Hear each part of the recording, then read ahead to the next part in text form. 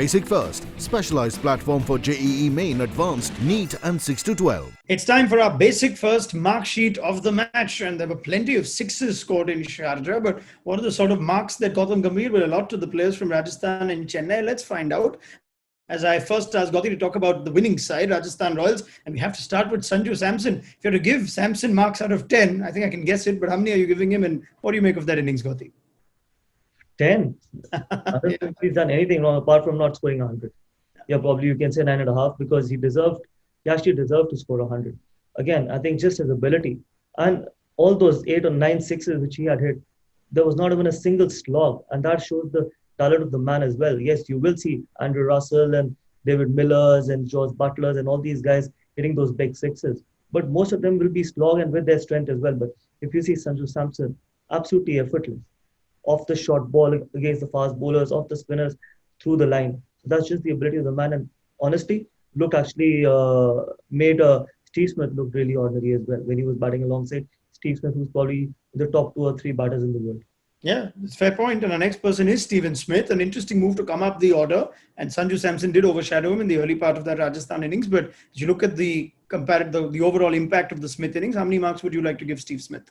9. Purely from the adaptability and what you expected out of the captain and the opener as well, and with his ability. Because you don't expect Steve Smith actually to play an innings like Sanju Samson, because every player has his own ability, every player has his own strengths as well. You don't expect Steve Smith to be like Shane Watson or, for that example, Andrew Russell, but then he played his role brilliantly, adapted really well, played the anchor inning with the strike rate of 135, 140 plus.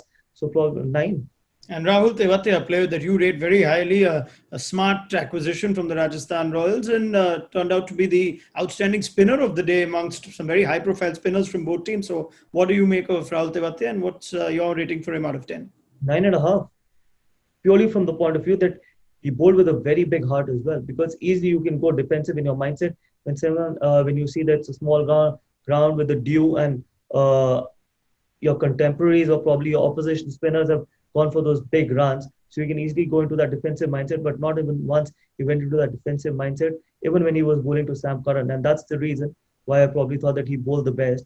And the only spinner, especially in Sharjah, the spinner that will bowl best will always be spinners who will have a big heart and who will accept that, yes, they could go for big runs, but they need to still look to take wickets all the time.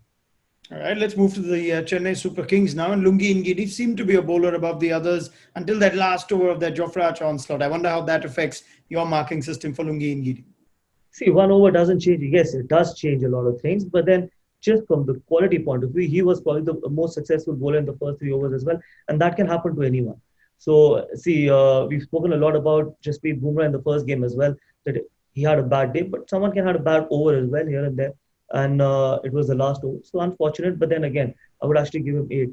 What about his compatriot Faf du Plessis, Gautam? Lone warrior in the end in pursuit of Chennai's target, but quite an innings. How would you mark Faf out of 10, and thoughts on his innings? See, again, 8. And the reason being because he started off really slowly as well. When you're chasing 213, you got to fire all guns from both the ends, and you don't have enough time to actually get used to the conditions as well. Yes, obviously, he batted at a really high strike rate, got 70 out of 30 odd deliveries. Yes, he was looking to hit everything. But then sometimes what happens is that you got to start off and try and take the pressure off as soon as you go onto the crease as well. So 8 I would give it to him.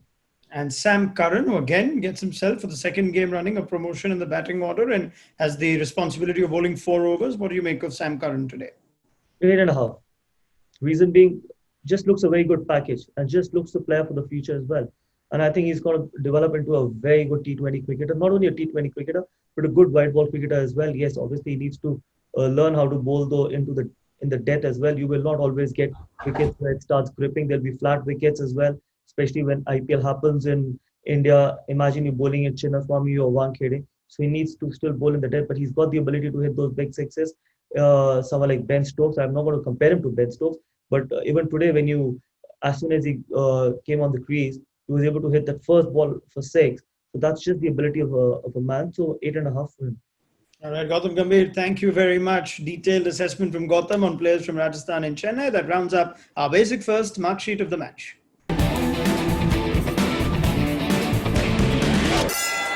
Basic First, specialized platform for JEE Main, Advanced, NEET and 6 to 12.